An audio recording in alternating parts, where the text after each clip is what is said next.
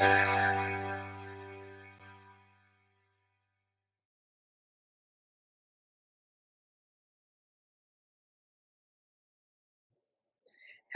families. Welcome to week 5 of the Intentional Parenting Online Summit. I have with me today Anthony Davis Sr. He's a professional speaker and leadership coach. Abandoned at 3 years old, Anthony's upbringing of living in homeless shelters provides a relatable perspective to those who come from disadvantaged circumstances. Understanding the harsh reality of life impacts their perception, education, and empowering students and professionals to become the best version of themselves, no matter the challenge. He is a dynamic speaker. I put a little sneak preview of how he motivates and empowers parents and families on a regular basis. He has a daily motivation talk that he gives. So I want you to just welcome him. He's going to talk to us today about goal setting. So without further ado, I've got all that formal part out of the way. Which actually is my least favorite part of the conversations and talks that we're going to have, because I think it's so important for us to really dig into the resources that we have and the people that we get to know through this safe space on Facebook. So, Anthony, tell us a little bit more about you, your family, and the Anthony Davis Sr. Motivational speaking that you do. Anthony Davis. Well, first of all, thank you for allowing me to be here. Thank you for Absolutely. giving me the opportunity to empower the individuals inside of your organization, the audience that is. So I hope everyone is having a fantastic day so far. So who am I? Anthony Davis, born and raised in Boynton Beach, Florida. I am a husband, father, mentor, coach, all the other titles that you can think of, but more importantly, I am a child of God. Being able to be here to provide a service of which that is my purpose. That is to empower people, regardless of what background that they come from. I have a business called Absolutely Determined LLC, and the purpose of it really is to again go inside various communities, regardless of the economic status, to empower them. Whether if it's in the schools, inside local organizations, churches, to be able to build strategies and steps and the building blocks to help get kids as well as their families to that next step inside of their lives and be able to really make that from a practical sense. So the fact that I've actually had to overcome a lot of challenges, a lot of difficulties, hardships, the whole nine, and for me to be a living testament, I want to do the same thing and pay it forward by giving some real practical steps and strategies to help individuals to reach their promised land as well. So that's me, family man, wife, been married for 11 years now. We have 3 beautiful children. Our oldest one is 10, second one is 2, the last one is 1. And yeah, that's what it is. Awesome, great. 10, 2, and 1. So you are back in the game with the preschoolers and all of that. With my 13-year-old and 9-year-old, I say I will not sign up for that. But if it's God's way of giving me a hint or two, it will be all His doing, is what I say regarding any more kids for me. But I definitely want to welcome you. And part of what we're going to talk about today is goal setting within our family. So whenever I talk about this with youth, it's really fun because we do vision boards and their dreams come alive almost as they present to us all of the things that they have in mind that they want to do. So let's start there. When you were younger, what did you want to do? Where did you think you would be today? When I was younger, like any probably typical male coming from the community I grew up in, NFL. That was, being honest with you. But I think for me in my mind, the NFL just represented for me to just do something great, to get out of the circumstances that I was in. I thought about, being this big time person like a Deion Sanders, prime time and doing the whole high step type thing. But for me, having to see something that took me away from the current circumstances that I was in. So as a kid, really just to be more than what I saw, I really, really believe that was the fundamental basis of me saying the NFL was to do something great just so that I can come back to give to other individuals who probably didn't have the opportunity. So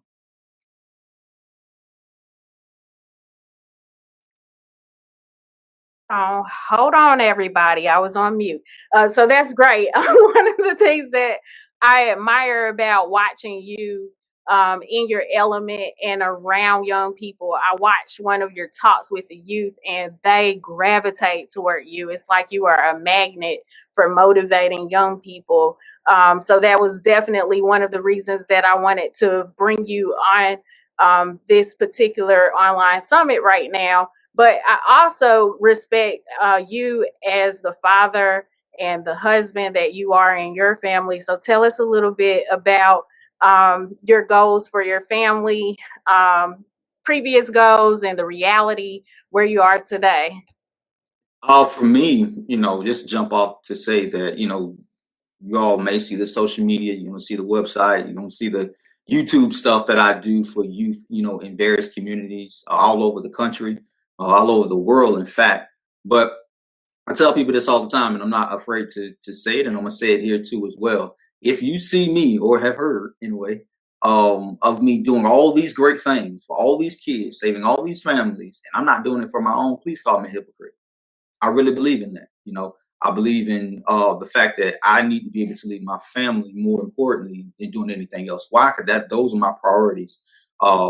Just in itself, it's the difference between having your passion and then you being able to take care of your priorities and keeping those in alignment for what it is that you're supposed to be doing. It's easy to have a great 9 to 5, cool, breaking your back, X, Y, Z. But if your family is suffering, then for me, I don't know about you, but for me, I need you to hold me to the fire on that. And I'm a real believer in ensuring that my family understands. Yes, they know my passion and mission, the fact that I go out and do what God has called me to do, but I don't want to neglect them. So the second part of the question about the goals, one of the biggest goals that currently right now that we are in process of doing is getting a house, just owning our own home. We will be relocating to a new location here in Florida, and we just submitted the paperwork yesterday, which is a goal that my wife and I was set. Congratulations on Thank that. you. Good move. Wife and I, we sat down at the table, and we went over the budget. Some of the elements of which I'll be talking about too. Inside of the talk of goal setting. You're just sitting down and crunch them numbers. Hearing the hard things that you probably don't want to hear, but if you don't face them, then you're just going to continue to just avoid them, suppress them, and it's only just going to be a matter of time for they continue to get to grow.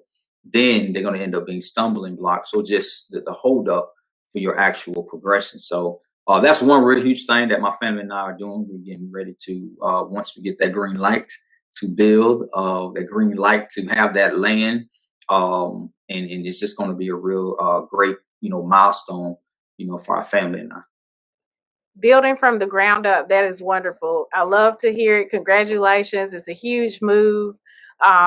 Definitely one of the biggest moves that my husband and I made too a couple of years ago was actually buying and owning a home, which we have another talk about that around financial literacy and just how important it is for us to be owners, not borrowers all the time. So tremendous accomplishment for you and your lovely family.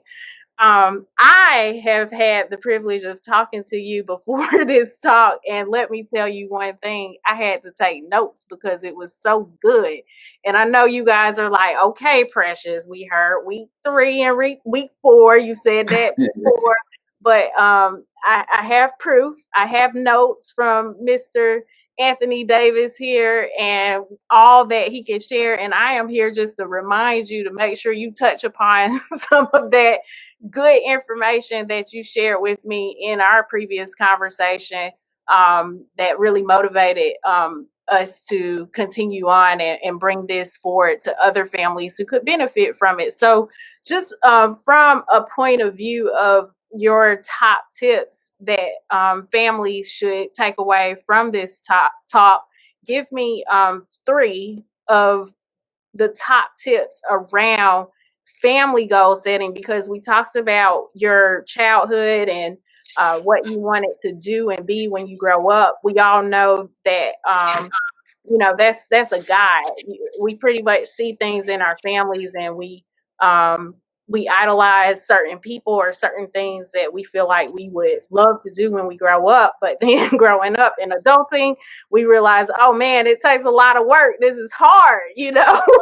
And for those of us who stay the course, we're able to obtain wonderful things. But I know it's hard, and I want families to understand that we are not speaking from a place of being perfect people. That's just another reminder as we get further into the talk. But there are certain tips that we could provide that you could either use them or not. But I think it's important for us to talk from an authentic place. So what could you share about obtaining family goals, which is just so different because it really involves the entire family unit to have some sort of buy-in as well, to act right, so to speak, to get you there. So talk about it a little bit with us today. One of the biggest things I definitely would just say that for you all to create real, relevant, and relatable type SMART goals. I'm talking about, SMART, SMART, SMART. The S stands for specific. What do you want to accomplish as a family? You have to be specific and as to like what it is. It could be for my family, it was literally to own our own home. Okay, then we took the steps from there. Don't make it general or too broad. Then you'll be trying to do everything that probably doesn't narrow down the focus to get there. So that's the L specific, the S specific, the M measurable. You got to give a timeline. Some things may or may not be out of your control. Like prime example, like my wife and I, timeline. We have to wait for the bank to give us the clear on things, but they did give us a timeline on submitting paperwork. So therefore, we needed to then take that timeline and then we backtrack to ensure that we had everything in order. That's the M. That's the measurable. Achievable. How are you going to achieve these things? What are the things that you need to do to get it done? Figuring out. I know we say cliche to always think outside the box to get things done, but you never know what's in the box. It could be some things of the old that you might need to dust off or whatever, and it literally may look new again, or you literally might have to go outside the box, and that's okay. Result focus. Look, we can have a wish factor all day. We can say what we want to say. It sounds good to everybody that we're going to obtain or achieve X, Y, and Z. But if we don't actually bring results, then it's just going to be talk. It's going to be fluff. And then the T in SMART is just timely, making sure that it occurs in the time frame in the way that aligns with your family. For everything that seasons, you want to be sure that you're not out of season in a way that you're trying to achieve what you need to achieve. So the first one is to set real, relatable, and relevant SMART goals. SMART, SMART goals. Number 2 is the inclusion, aka include everyone in the family. Now, you probably thinking cousins, aunties, if that's what you want to, that's who you want to include, that's fine. I'm talking about from an immediate based standpoint. You grab you and your babies, your spouse, whomever is inside of your home, your immediate family that you need to ensure to move the family forward, then that's what you need to do. So include everyone. It doesn't have to be grand. It doesn't have to be some big old party. It could be a simple meeting or pizza type outing or setting at the house where we sit down and to decide what it is that we're going to do. Now, what I mean by including, that also means you being open to listen, actively listen. Sometimes you're going to have to turn your feelings down a little bit because some of the suggestions that might be come out from another family member, your child or your spouse, however, you may not fully agree, and that's okay. We have to get to a point where we can agree to disagree and be comfortable with that at the same time. So what I mean about inclusion is the fact that you're getting everyone in the household and hearing their thoughts, hearing their suggestions. You never know. Sometimes you can, my grandmother always said that there's always one way to skin a cat. So you have to be open to newness. So including everybody is key. That's number 2. And number 3, one of my favorite scriptures, Habakkuk 2:2. Write the vision down. It's one thing for us to talk, meet, and we do all this, lollygagging and say what we're going to do and come up with these great ideas. But if it's not written down, if we don't have some type of step, if we don't have some type of insight for what it is we're going to do, we can't go back and look at it if we feel as if we're getting distracted, then what happens is we're literally going to do just that, get distracted. We're going to end up getting derailed.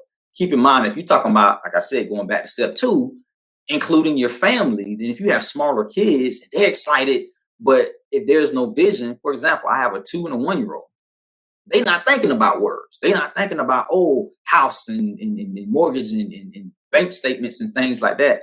They're not thinking that. But if we draw a picture, again, that's a vision, house, how many rooms, those types of things, make it to where people can see it. You as the adult, you might be able to write it down in words on a tablet and bullet points and things like that. But for your younger kids, they may need a picture.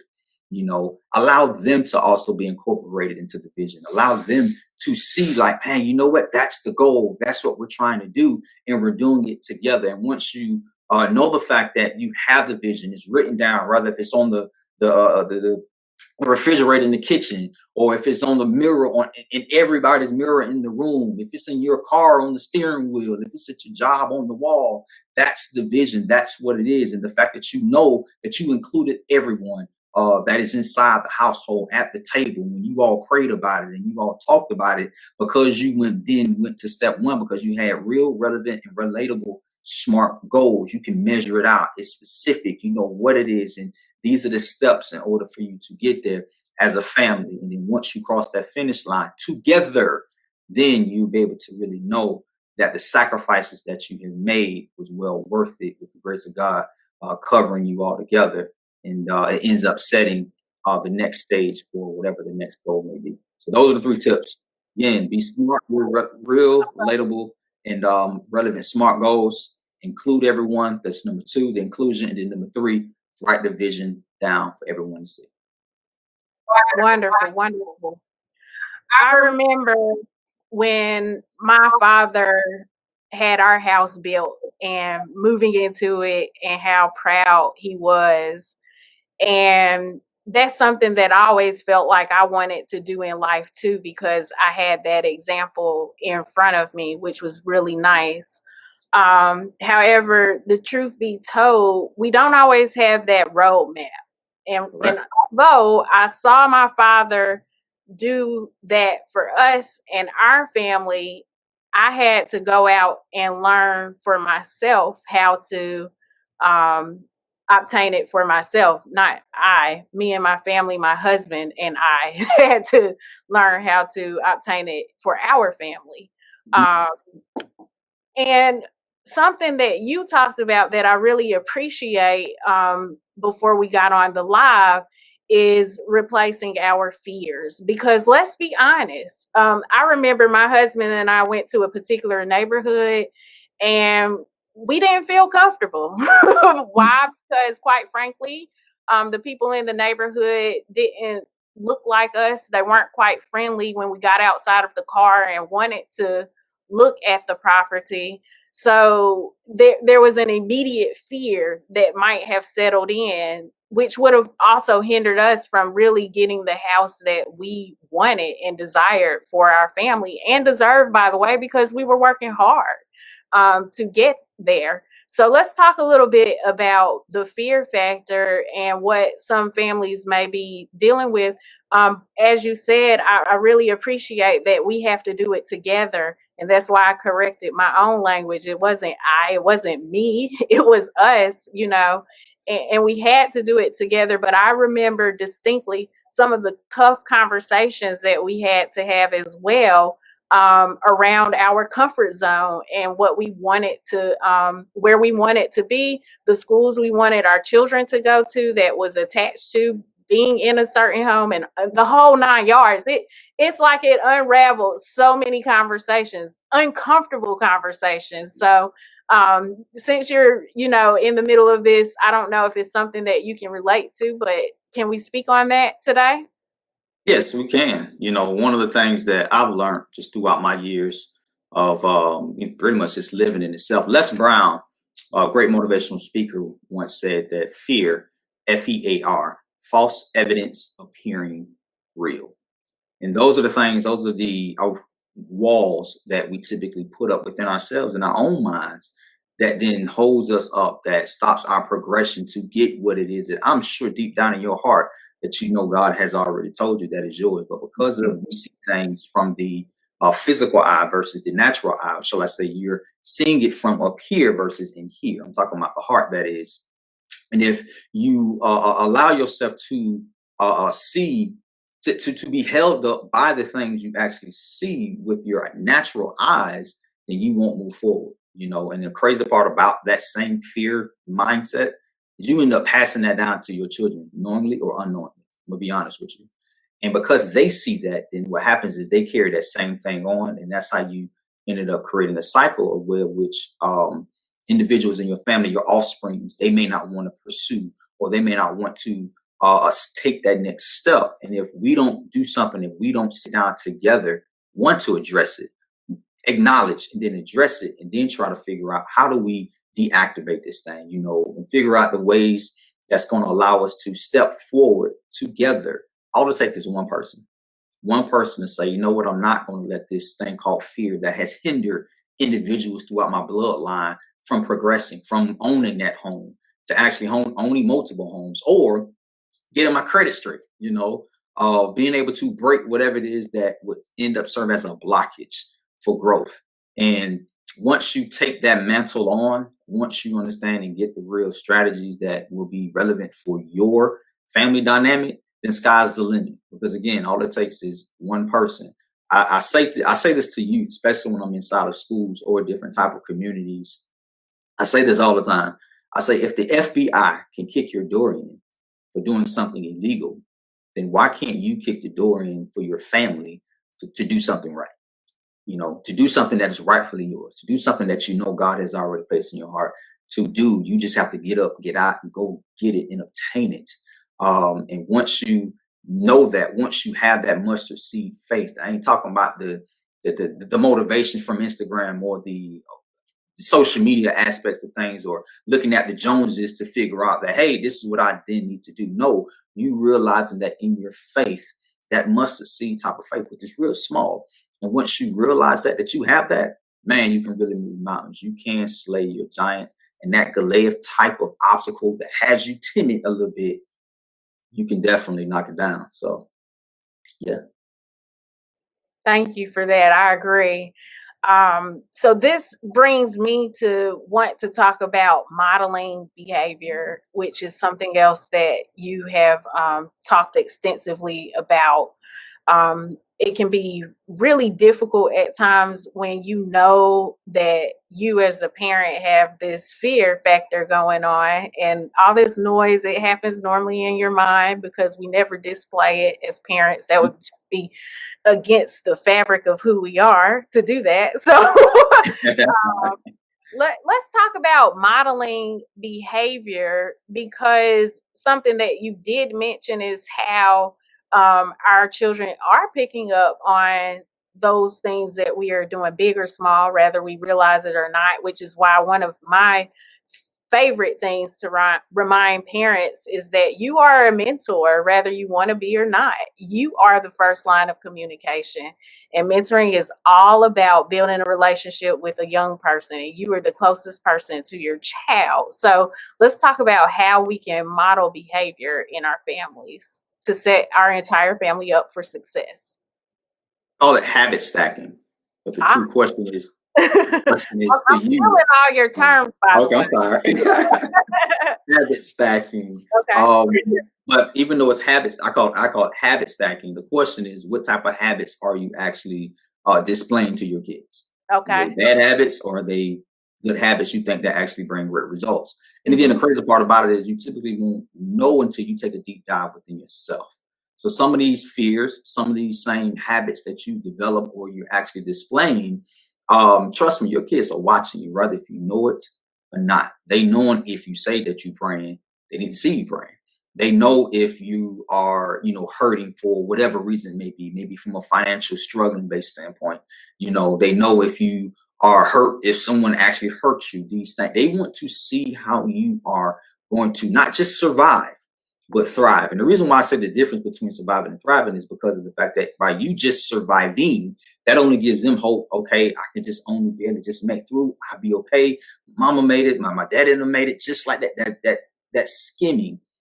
And it's important for us as parents to start teaching our kids on what they need to do in order for them, yes, to be better than us. Got a tad story. I'll get to that in a second about how our fears within ourselves rub off on our kids, or we try to hold them from actually superseding what it is that we were able to do. Prime example, just real quick, washing dishes, chores, home chores. It's easy for us as the parents to say, hey, all right, especially when your child is at whatever age you think they're ready for, get in there and wash those dishes. Cool. The kid may go in there and wash the dishes. You come back and realize there's grease stains, everything still on the fork and the plate and whatnot, and now you're mad. But let's take a step back. Did you teach your child on what it is that you want them to do? Did you actually set the expectation? Did you show them? Did you give them everything that you needed in order for them to be successful? The same way on your job. I don't know what type of organizations or companies that you work for, or for yourself. Is there a job description? Okay, what is expected? Like, am I going to be held accountable for it? And can I see it? Goes back to the vision, writing it down, make it plain. The guidance and standards of which you need for it to be. So when it comes down to simple things, washing dishes, do they know what to do? Do you want lukewarm water? Do you want hot water inside of there? Do you want Dawn soap or whatever type? You have to give it to them and model it. What we typically do as parents, sometimes we do this lecture, talk, versus actually giving them the steps and measurable things that they can do to exceed what it is that we want them to do. And, or if not, nothing else, to meet it exactly how it's supposed to be. And if we don't model that, then what happens is we'll end up giving them something to which, trust me, they're going to carry on to their family, and it's just going to continue to roll out the way that it is. So the story real quick that aligns to it is the fact that I had a young lady years ago. She was getting ready to go off to school. She had a 3.7 GPA, scholarship, ready to go. And she calls my wife and I and says, I won't be able to, go to orientation. I'm like, why won't you go to orientation? She was like, well, mama don't want me to go. I'm like, well, why won't your mama want you to go? Now I knew the backstory about mom. And because mom, had her at 15 and mom had to go to work, and because her mom ended up, making her work and so she had a child. That cycle. So the mom of the young lady that, I was mentoring, she literally called me and said, I don't want my child to go to school. She's going to go get a job after high school. Just like that. She said, because I had to work and, I had to make these sacrifices. So she going to work. She going to have to make sacrifices. And I'm like, wow, mindset. It was a complex that she had in her mind about what it is of the future for her child. And the fact that her child was getting ready to supersede her in an area that she had no idea about, it scared mom. And that's why mom was like, nope, I'm going to pull you down almost like a balloon in a string. Boop, nope, I'm going to pull you down. And I had to encourage mom for her to see and realize that we're going to have to cut this. We're going to have to let her soar, because if not, then you're going to keep that same cycle going. And she's going to live with regret within herself. And she's going to look at you and have resentment for not allowing her to do what it is that I really strongly believe and truly believe that you instilled for her to do. It's going to go back to trust. When are you going to really trust the actual the strategy and upbringing that you have instilled inside of your children? Or are you going to have that fear mind complex and pour that on them after you done did all these years of nurturing, putting them in sports and different activities and really raising them? Now it's a testament to see what have you done. And if you don't do that, then what happens is they're going to end up keeping that same cycle going. So after having to talk to that parent and allowing her to see that if you let your daughter go off to school, she's already worked hard. She's got everything in alignment, scholarships, and this is new for you, new for the entire family. And once she saw that, she let her daughter go to orientation. Her daughter has went off to school. Daughter now has a master's degree. She's a sheriff here in Florida.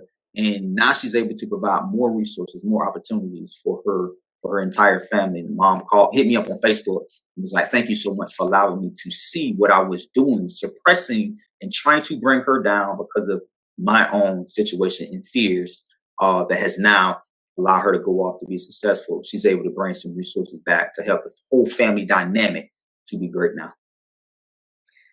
This is a great story. Thank you for sharing that, because I think many families, whenever we start dealing with teenagers and where they are developmentally, and certainly sending them off to college can be such a challenging time, and it's not easy to always know exactly what to do in the moment. And I say that as a mother myself. My son became a teenager during the pandemic, right before my eyes in the house. I'm like watching him morph into this taller boy with a deep voice. He's taller than me, and I tell you, it challenges you as a parent to not want to make sure they understand. Now I'm still your mother now, Correct. and Correct. Correct. you want to help too, and you want to be involved in their process and decision making.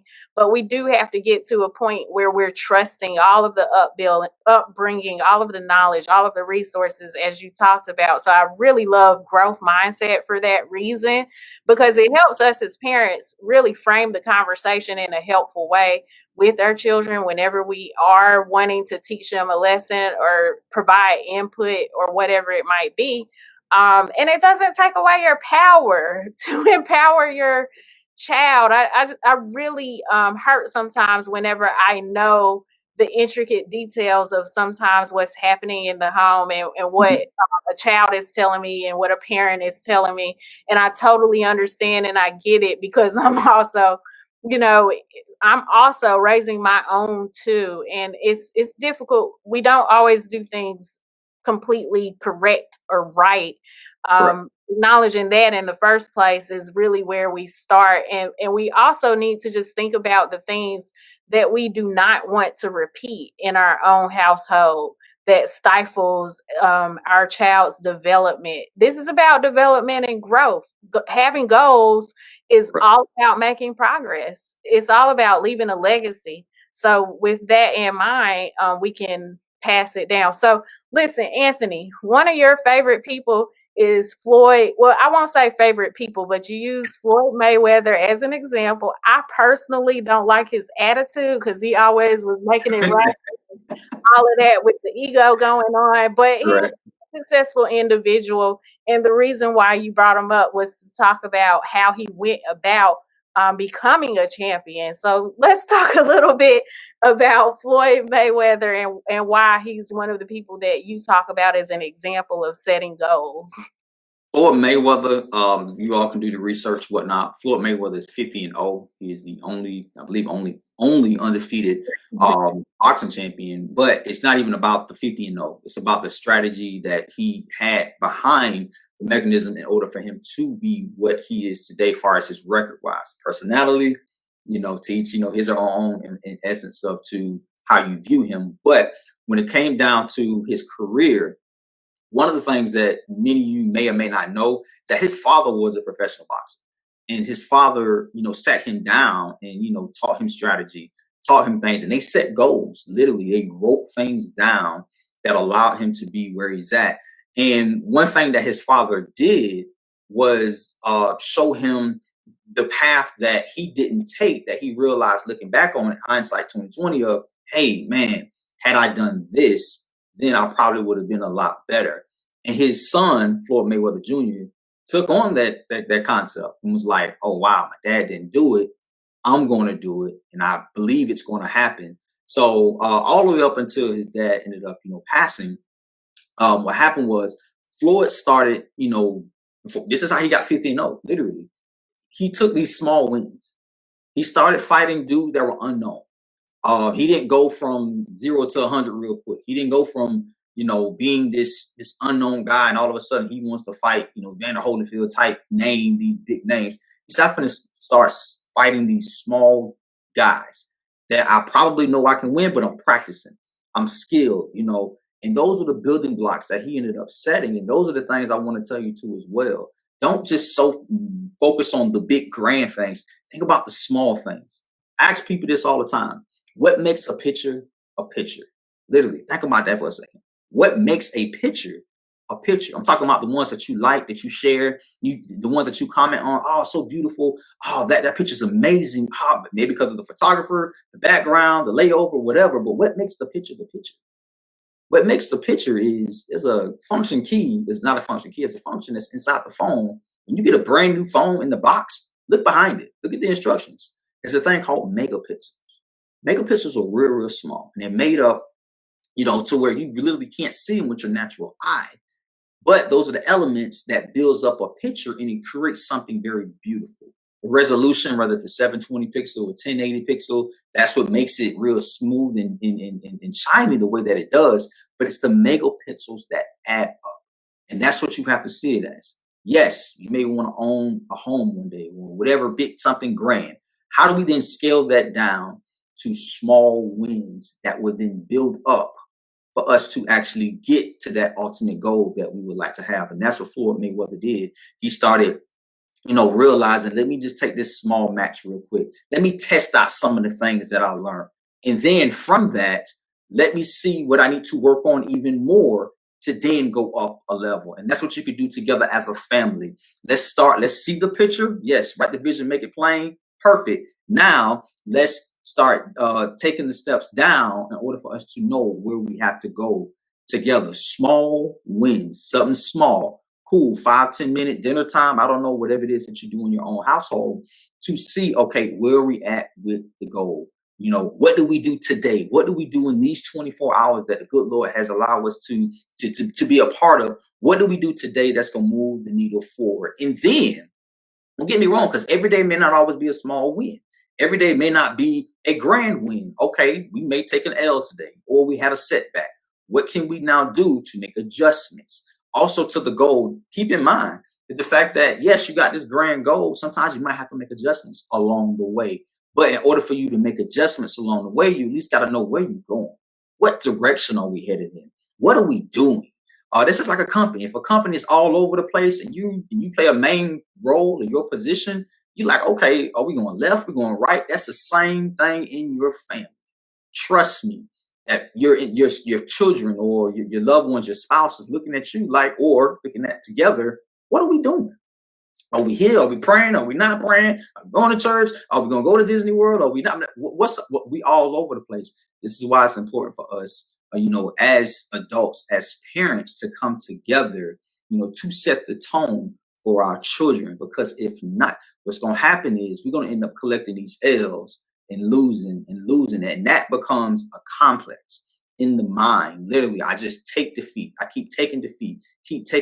No, you need to get up off the ropes. Get off the rope, start punching back. You have the power. God has given you strength and anointing and power for you to get up off the ropes, get out that corner and start fighting back. How does fighting back look like?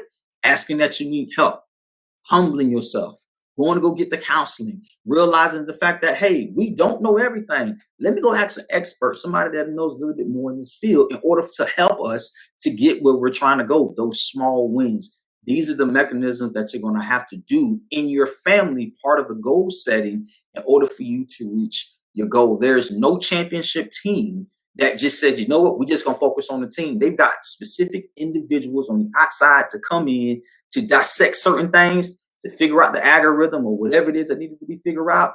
It was all part of the formula for them to be successful. So why can't that not be you and your family to be successful in a way in which every day, again, that the good Lord allows you to wake up? He has designed for you to win, but you have to come up with a strategy and realizing those small wins, that's going to be the building block to get you to the ultimate goal. I love it. I love it. I love it.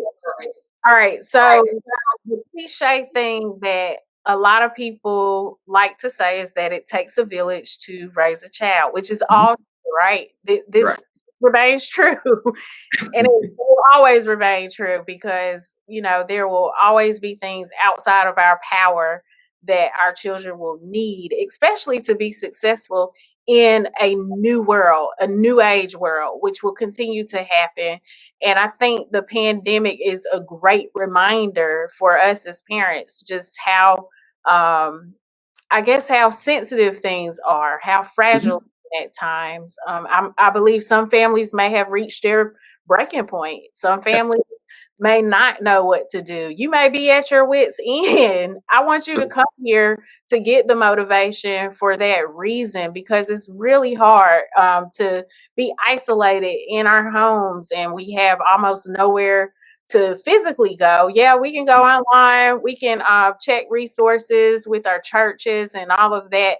But it's a lot that we have to go through right now. So, in saying that, how are you building a village for your family, and what do you suggest that families do to get what they need? And by the way, I'm going to do a shameless plug for you. You're doing daily motivations where families can get what they need, and that takes a lot for you to even take your time out of your day to prepare for something like that. But what else is it that you think would help families right now that's relevant when we can't seek the resources that we normally would seek out at this time for support? I definitely would say, first of all, we got to figure out what the triggers are. What it Hmm. is that we either, know or don't know, or whatever it is that we need to fix, or just in general, just in general, embrace our feelings. I'm tired. I don't know what to do next. Embrace that. I know we try to be Superman, Superwoman, and during the pandemic, whatever the situation is with your jobs or however you go about the pandemic, but embracing it. Because if not, what's going to happen is you're going to end up having a mental breakdown, or your body's going to tell you, "Hey, all right, I got to break it down for you in order for you to see there's some things broken or missing that you need to take care of." And that's from a physical sense, body. Imagine your entire household like that. And I'm not just talking about physical, I'm talking about spiritually, mentally, emotionally, things that we just are not, taking heed to see, to check up on our children. The fact that our children are at a laptop for, I don't know, X, Y, and Z hours all day, that's mentally exhausting, literally. So taking those time out, hey, how are you feeling? Okay, cool. Addressing the feelings, embracing their feelings too as well. And they might be able to address yours as well. So going out for a walk, if that's what it is, in your own backyard. Again, I don't know how you go about the pandemic. I'm not suggesting you do whatever. But you all literally just sit out on the porch, talk, zone out, whatever it is that may be. If it's literally picking up the phone to call someone to talk to, pastor or your best friend or whomever that it may be, doing a game night. We just gonna do something different together. We just gonna have a pajama jam. We gonna put pajamas on. I'm talking about the pajamas with feet in them, and we just gonna have a good time. There are some things that you can do together that doesn't really cost much, little to no money, that will allow your family setting to come back together, to really embrace this time. And because what you don't want, truthfully, because this is something we typically all would say, this is before COVID, our family's number one. My family's number one. All right. Now you done got tested. Here it is. To see how much you actually love your family. And not saying that you don't love them, but to see, how much are you really going to give of yourself. Now you probably have tapped out, maxed out. All right, look, now I can only give 16 hours to my family. All right, now what's next? You got to continue the same way as your goal. You feeling like, I can't go no more. I'm done. I'm tapped out. That's okay. Allow somebody else to not carry the baton, to carry the family on, if that's what it takes. And oftentimes we don't like to do that. We want to be the one, carry that mantle, keep it going. You would be amazed if you just sit down, let your kids inspire you. Hear a speech from your kids, from your loved one, from your spouse. Let them love on you, especially if you're the type of person that is that go-getter, that hard person. I don't want to let nobody see me cry type thing. Trust me, if you just let your loved ones do their job and to love on you, that would then move the needle forward for you and give you that just daily inspiration that you need, that you probably won't just solely depend on someone on the outside doing it, like myself, motivating you in my videos, but you will have it inside your own home. That's powerful advice. Okay. I mean, it's powerful because you went in a direction that I wasn't even thinking about, but I love that you turned all of that energy right back into our homes, which is so important to get our home environments healthy. Take the time to do it. You have the time and space to do it. It's so important to keep that at top of mind for sure. And I laugh when you said, "Oh, I keep my family first," because yeah, we love to say that, in the hustle and bustle of life, running all over the place, taking care of all things. Yeah, we say that, but you know, we will really know after this pandemic what the Oh real yeah. is, as people say. So, I have a real life example. This week, my daughter was begging me to have a spa day, but I was tired and I wanted a nap. Mm. So I'm in my room with the door closed, you know, and I'm like, all right, Karia, we will do spa day as soon as I get up. And I said, well, why don't you go set it up? I'm going to take a nap. And when I get up from my nap, I'll be there. She was so excited. It did not take her long to set it up. It had to be probably 10 minutes. I did not get a nap or anything. So she's right back at my door. Mom, I have it set up. Are you ready? And I'm like, Yep, I know that feeling. I need to sleep. Like, I have to get to sleep. I said, honey, please wait.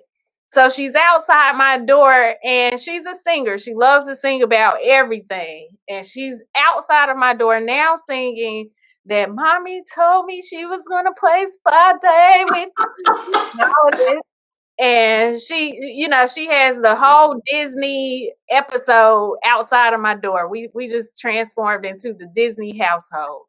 And I said, I'm like, man, do I have it in me to just get up? I will never get sleep. I have to do this spa day with her if I even want to sleep. I got up, I went downstairs where she set up this whole environment, which was so cute. And she said, okay, mommy, put your feet in here. I was like, oh, the spa day is for me. And she set it up like I was Mm. a customer. And I Mm. was blown away. Yeah, you can't let your kids take care of you as well. It's really interesting what our children are picking up in the atmosphere. Mhm. And when they already know how you feel lots of times.